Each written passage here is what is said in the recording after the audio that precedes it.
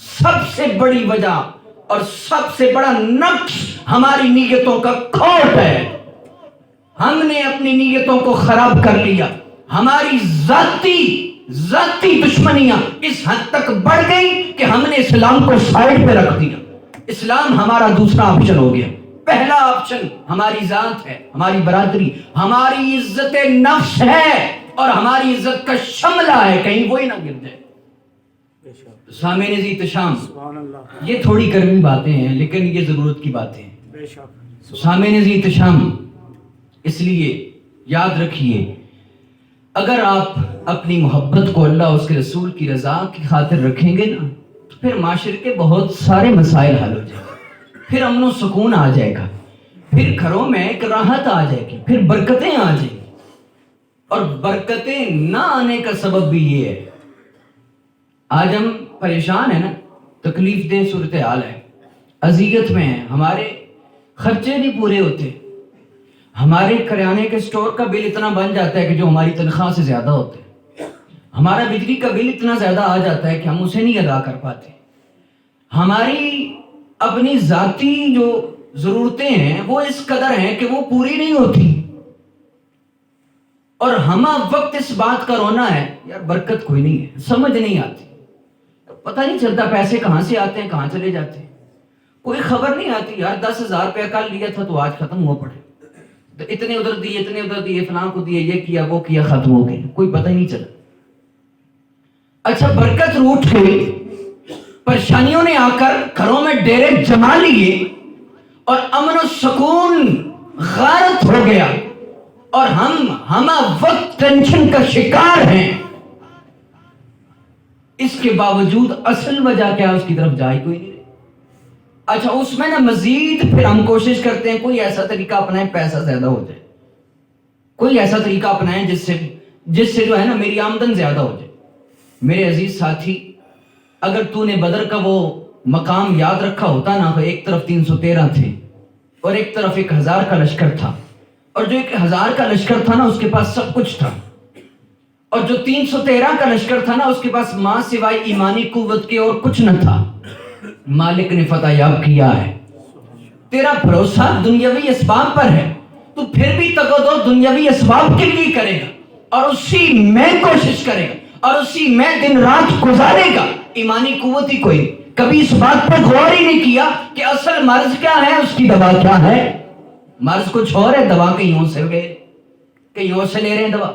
تو میرے عزیز ساتھیوں, آئیے اس بات کا جواب بھی حدیث رسول سے پوچھتے ہیں. سبحان اللہ, ماشاءاللہ. اس بات کا جواب بھی حدیث رسول سے لیتے ہیں, نبی کریم صلی اللہ علیہ وسلم کے فرمان سے لیتے ہیں. آپ بتائیے نا, برکتیں روٹ گئی ہیں, ایمان میں مٹھاس کوئی نہیں, لذتیں ختم ہو گئی, وہ چاشنیاں نہیں رہی, وہ چاہتیں نہیں رہی, وہ مٹھاس نہیں رہی. مالک کے حبیب آپ کی بارگاہ میں التماس کرتے ہیں اور درخواست پیش کرتے ہیں, آپ بتائیے کیسے آئیں گی برکتیں, کیسے مٹھاس نصیب ہوگی اور کیسے یہ لذتیں آئیں گی. فرمایا ثلاثن من کن فیہ وجد بہن حلاوت الایمان. سبحان اللہ, حضور کی سبحان بات, اللہ. حضور کی بات, میری بات نہیں. فرمایا ثلاثن من کن فیہ وجد بہن حلاوت الایمان. فرمایا 3 باتیں ایسی ہیں کہ جس میں پائی جائیں مالک اسے ایمان کی مٹھاس عطا کر دے گا. جس میں یہ پائی جائیں اسے مالک ایمان کی لذتیں عطا کر دے گا, اسے مالک ایمان کی چاشنیاں نصیب کر دے گا. میرے عزیز ساتھیوں, وہ 3 باتیں کون سی ہیں؟ وہ 3 باتیں کون سی ہیں؟ فرمایا ان میں سے پہلی بات تو یہ ہے, اللہ اور اس کا رسول اسے سب سے بڑھ کر پیارے ہوں. سبحان اللہ. یہ میری بات نہیں ہے, یہ ترازو ہے آپ کے سامنے حدیث کا, اس پہ رکھ کے اپنے آپ کو تول لیجئے, اس پہ رکھ کے اپنے آپ کو تول لیجئے اور اپنے ضمیر سے فیصلہ لے لیجئے کہ کس قدر آپ نے اس صفت کو اپنایا ہوا ہے. حضور کی حدیث یہ بیان کر رہی ہے, فرمایا 3 باتوں میں سے پہلی بات یہ ہے کہ اللہ اور اس کا رسول دنیا و مافیا کی ہر شے سے بڑھ کر محبوب ہو. کتنے محبوب ہیں مجھے اور آپ کو, کتنے محبوب ہیں؟ ہماری تو ذات پہلے ہے, ہم تو پہلے اپنے خاندان کو دیکھتے ہیں, پہلے اپنی ضرورت کو دیکھتے ہیں, پہلے اپنی ذات کو دیکھا جاتا ہے, پھر کے بعد کسی سوچ کے گوشے میں اللہ اور اس کے رسول کی بات آتی ہے؟ تو پہلی بات ہی نہیں پائی جا رہی ہمارے اندر. فرمایا پہلی بات یہ ہے اللہ اور اس کا رسول سب سے بڑھ کر محبوب ہوں.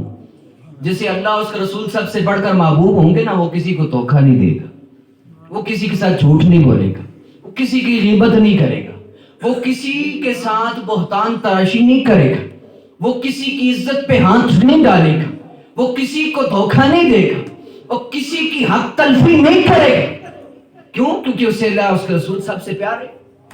اور فرمایا دوسری بات فرمایا کہ دوسری شے کہ جس کے ذریعے سے مالک ایمان کی مٹھاس عطا کر دے گا، ایمان کی لذت نصیب ہوگی. فرمایا دوسری بات یہ ہے کہ انسان کی محبت اللہ اور اس کے رسول کی رضا کی خاطر ہو. انسان کی رشتہ داری، انسان کا تعلق اور انسان کا دوستانہ ماحول، اس کی بنیادوں میں اللہ اور اس کے رسول کی رضا ہو. جب اللہ اور اس کے رسول کی رضا تعلقات میں آ جائے گی، مالک ایمان کی لذتیں عطا کر دے گا. پھر برکتیں آئیں گی، پھر وہ خوشیاں آئیں گی کہ جن کی خاطر آپ دوڑ رہے ہیں. پھر وہ امن و سکون کے ڈیرے واپس آپ کے گھروں میں آئیں گے، اور پھر وہ سکون ملے گا، پھر وہ راحتیں آئیں گی، اور پھر وہ کھوئی ہوئی عزتیں واپس ملیں گی. صرف ایک بات، پہلی بات کیا ہے کہ اللہ اور اس کے رسول کو سب سے بڑھ کر آگے رکھیں. اور فرمایا دوسری بات یہ آپس کا تعلق بھی ایسا رکھیں کہ اس کی بنیادوں میں اللہ اور اس کے رسول کی رضا ہو. اور فرمایا تیسری اور آخری بات حضور سید عالم کی حدیث ہے. حضور نے ارشاد فرمایا بندہ کفر میں جانے کو اس طرح ناپسند کرے کہ جس طرح وہ اس بات کو ناپسند کرتا ہے کہ اسے آگ میں پھینکا جائے. جس طرح آگ میں پھینکے جانے کو ناپسند کرتا ہے نا، اسی طریقے سے کفر میں لوٹنے کو ناپسند کرے. فرمایا یہ تین باتیں جس میں پائی گئی، مالک اسے ایمان کی مٹھاس عطا کر دے گا، ایمان کی لذت مل جائے گی، پھر ساری برکتیں آپ کے قدموں کو چومے گی. یہ حضور کی حدیث ہے، یہ حضور کی حدیث ہے، یہ میری بات نہیں ہے، حضور سید عالم صلی اللہ علیہ وسلم کی بات. اسی حوالے سے سیدنا موسیٰ علیہ السلام کے حوالے سے خوبصورت بات ملتی ہے. میں اپنی بات کو اختتام کی جانب لے کر جاتا ہوں. سیدنا موسیٰ علیہ السلام کے حوالے سے یہ بات ملتی ہے.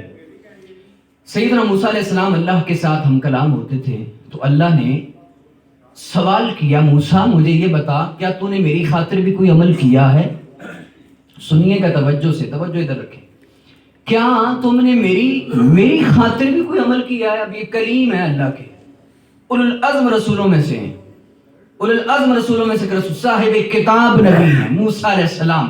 مالک نے سوال کیا موسیٰ میری رضا کی خاطر بھی کچھ کیا ہے؟ اور میری خاطر بھی موسیٰ کچھ کیا ہے؟ تو موسیٰ علیہ السلام نے جواباً عرض کی آقا و مولا میں نے نمازیں پڑھی ہیں، میں نے روزے رکھے ہیں، میں نے صدقہ و خیرات کیا ہے. تو مالک کی طرف سے یہ اعلان ہوا، فرمایا موسیٰ نماز تو اس لیے پڑھی کہ تو میری تصدیق کرے، روزہ تو اس لیے رکھا جو کل قیامت کے دن تیرے لیے ڈھال بنے، صدقہ تو اس لیے تھا کہ کل قیامت کے دن تیرے لیے نور کا باعث بنے. بتا میری خاطر کون سا عمل ہے؟ موسیٰ علیہ السلام سے اللہ نے سوال کیا. تو موسیٰ علیہ السلام نے عرض کیا اے میرے کریم مالک تو ہی بتا تیری خاطر کون سا عمل ہو سکتا ہے؟ فرمایا میری خاطر کسی کے ساتھ محبت رکھی ہے، میری خاطر کسی کے ساتھ دشمنی رکھی ہے. فرمایا اگر میری رضا کی خاطر کسی کے ساتھ محبت کرو گے اور میری خوشنودی کے لیے کسی سے نفرت کرو گے، فرمایا یہ وہ عمل ہے جو خالص میرے لیے ہو. یہ اللہ کریم نے سیدنا موسیٰ علیہ السلام سے. اور اسی طرح حضرت ابو ادریس خولانی رحمت اللہ تعالی علیہ بہت بڑے مشہور تابعی بزرگ ہیں.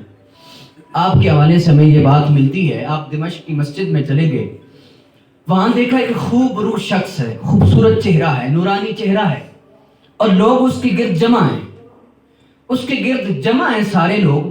تو انہوں نے سوال کیا، حضرت ابو ادریس خولانی نے کسی سے پوچھا کہ یہ کون ہے کہ جس کے گرد سارے لوگ جمع ہیں، اس کی بات مان بھی رہے ہیں، یہ جیسے کہہ رہا ہے اسے کان لگا کر سن بھی رہے ہیں، وجہ کیا ہے، یہ ہے کون؟ تو حضرت ابو ادریس خولانی نے جب پوچھا نا تو کسی بتانے والے نے بتایا کہ یہ سیدنا معاذ بن جبل ہیں، یہ صحابی رسول ہیں، یہ معاذ بن جبل ہے رضی اللہ تعالیٰ عنہ. تو آپ فرماتے ہیں کہ میں ان کے قریب چلا گیا, میری ان کے ساتھ ملاقات ہوئی. تو جب میری ان کے ساتھ ملاقات ہوئی نا, تو میں نے ان سے عرض کیا کہ میں آپ سے اللہ اور اس کے رسول کی رضا کی خاطر محبت کرتا ہوں. میں آپ سے اللہ اور اس کے رسول کی خوشنودی کے حصول کی خاطر آپ سے چاہت کا دم بھرتا ہوں. کہتے ہیں جب میں نے یہ لفظ کہے نا, تو ان کی زبان سے 3 مرتبہ یہ لفظ نکلا. فرمایا اللہ اللہ اللہ, 3 دفعہ لفظ اللہ ان کی زبان سے ادا ہوا. اور پھر فرماتے ہیں انہوں نے مجھے حدیث رسول سنائی. سبحان اللہ. حضرت معاذ ابن جبل نے مجھے حدیث رسول سنائی اور فرمانے لگے کہ میں نے خود اللہ کے حبیب سے یہ سنا ہے, مالک کا یہ فرمان ہے. فرمایا وجبت محبتی للمتحابین فیہ والمتبادلین فیہ والمتزاورین فیہ. فرمایا کہ میں نے خود اللہ کے حبیب سے یہ فرمان سنا ہے. اللہ کے حبیب نے یہ ارشاد فرمایا, فرمایا اللہ یہ فرما رہا ہے جو میری رضا کی خاطر ایک دوسرے سے محبت کرتے ہیں, جو میری رضا کی خاطر ایک دوسرے کے ساتھ ملاقات کرتے ہیں, جو میری رضا کی خاطر ایک دوسرے پر خرچ کرتے ہیں, جو میری رضا کی خاطر ایک دوسرے کی زیارتیں کرتے ہیں نا, میں کائنات کا مالک ہو کر یہ اعلان کرتا ہوں کہ ان پر میری محبت واجب ہے. سبحان اللہ. میری محبت ان کے لیے واجب ہے. ماشاءاللہ. کائنات میں اس سے بڑھ کر کیا ہے میرے عزیز ساتھی؟ وہ اللہ کی محبت مل جائے, اس سے بڑھ کر کیا ہے؟ اس کائنات کا توشہ اور سب سے بڑا انعام یہ ہے, اللہ یہ فرمائے میرے بندے مجھے تجھ سے محبت ہے. اور اس کا ذریعہ حدیث رسول یہ بیان کر رہی ہے کہ آپس میں تعلقات اللہ اس کے رسول کی رضا کی خاطر رکھیں. جب اللہ اس کے رسول کی رضا کی خاطر تعلقات ہوں گے, پھر بڑے کا ادب ہوگا, چھوٹے پہ شفقت ہوگی, پھر حقوق کی تلفی نہیں ہوگی, پھر یہ معاشرہ سنور جائے گا. تو میرے عزیز ساتھیوں, میری دعا ہے مالک کائنات اپنے حبیب کریم صلی اللہ علیہ وآلہ وسلم کے صدقے سے ہم سب کو قرآن و حدیث پر عمل کرنے کی توفیق عطا فرمائے.